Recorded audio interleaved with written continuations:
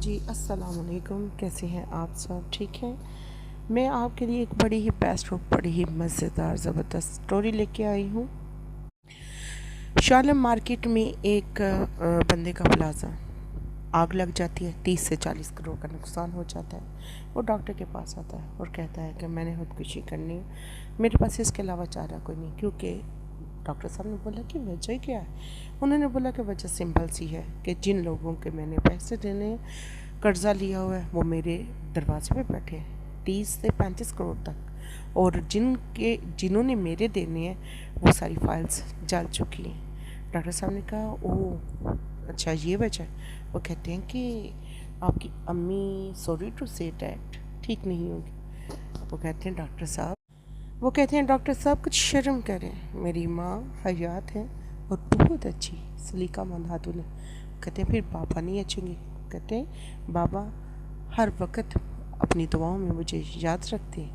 انہوں نے بولا اگر یہ سب ٹھیک ہے تو بیوی نہیں ٹھیک ہوگی؟ وہ کہتے ہیں بیوی نے تو بولا یہ سارا زیور لے لو آپ، اور بھی چاہیے تو میں کہیں سے ادھار دیتی ہوں اپنے بھائیوں سے، اپنے رشتہ داروں سے۔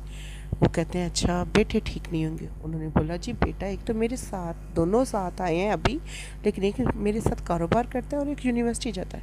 کہتے ہیں بیٹی ہے؟ ہاں جی بیٹی ہے۔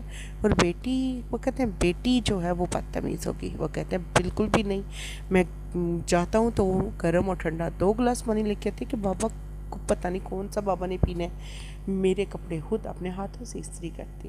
وہ کہتے ہیں اچھا ٹھیک ہے میں آپ کو دیتا ہوں 90 کروڑ، آپ کا 90 کروڑ کا نقصان ہوا ہے نا، آپ ایسا کریں کہ یہ سارے رشتے مجھے دے دیں کیونکہ میں تو محروم ہوں ان رشتوں سے۔ ڈاکٹر صاحب آپ پاگل ہو گئے ہو، کیا بات کر رہے ہو؟ غصہ کر کے چلے جاتا ہے۔ تقریباً 6 ماہ بعد آتا ہے، 10 کلو کی مٹھائی لے کے آتا ہے ہمارے پاس اور کہتا ہے ڈاکٹر صاحب آپ نے میری آنکھیں کھول دی، آپ نے میری اتنی آنکھیں کھولی میں آپ کو کیا بتاؤں۔